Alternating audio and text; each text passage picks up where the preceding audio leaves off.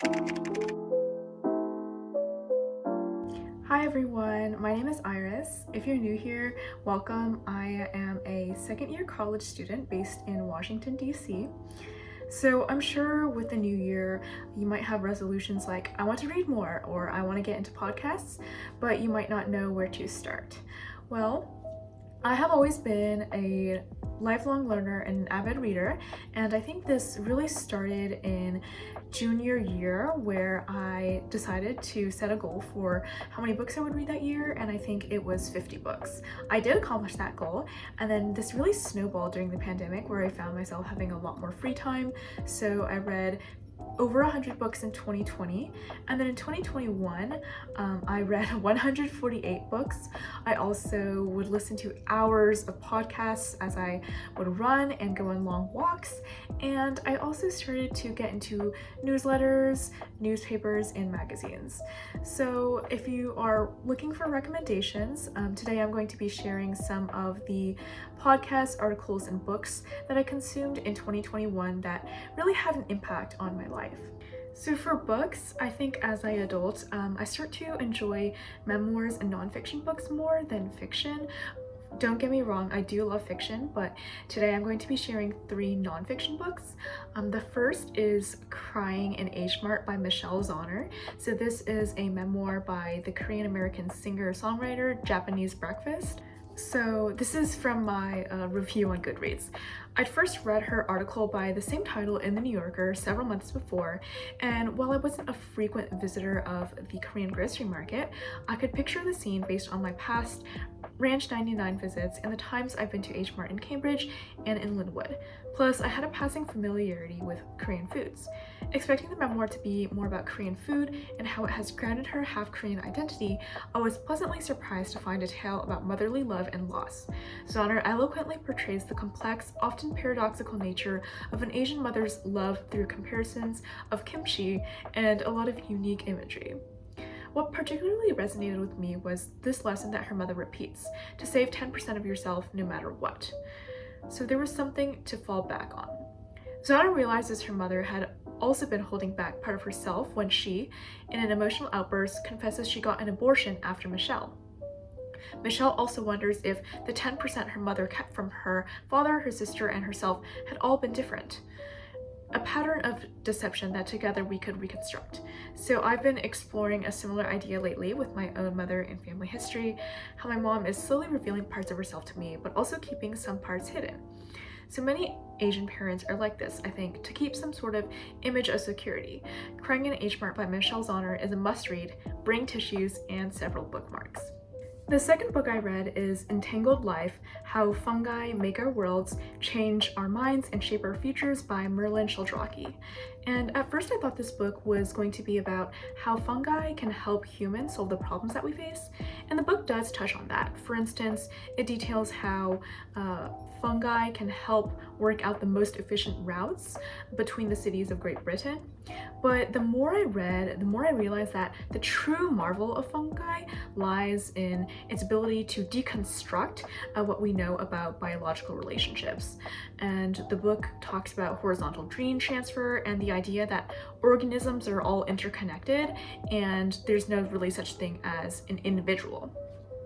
The book also challenges the binary thinking grounded in a lot of Western science, such as the way that the language we use to describe the natural world is biased. And ultimately, the author argues that we have to shift perspectives and find comfort in or just endure uncertainty. And I think this message is especially pertinent as this year has shown us that science isn't just concrete facts, and what matters is really our willingness to accept new ideas and to continuously change and update our thinking. The third book is Blockchain Chicken Farm and Other Stories of Tech in China's Countryside by Xiaowei Wang. So this book really got me interested in the technology landscape of China, which has definitely, I think, outpaced that of the United States. This book is historical and sociological, just as it is about technology in the future. So although it explicates the strategies that corporations have pursued in rural villages, the author also humanizes the rural workers of China through anecdotes and interviews that display their optimism in the future. And I think it really contrasts the American relationship with technology, which is characterized by the urban-rural divide, a lot of infrastructure inequalities, and also an overall pessimism toward like Silicon Valley. And another way this book impacted me is that it was a really good conversation starter with my family.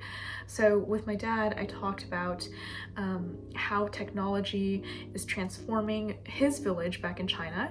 And I've also seen how my grandparents have learned how to use WeChat, which I think was a really fun and cute experience. So next, 3 articles / blog posts that I really liked. The first is TikTok and the Vibes Reveal by Kyle Chayka from The New Yorker. So this is a cultural commentary about how TikTok videos are able to capture the vibe of a place and what exactly a vibe really is. So the way that he defines it is, vibes are a medium for feeling the kind of abstract understanding that comes before words put a name to experience.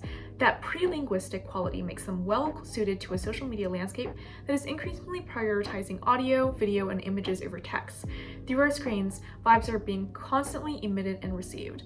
And after reading this article, I was really inspired to document some of the vibes around me, like the vibes of my office space.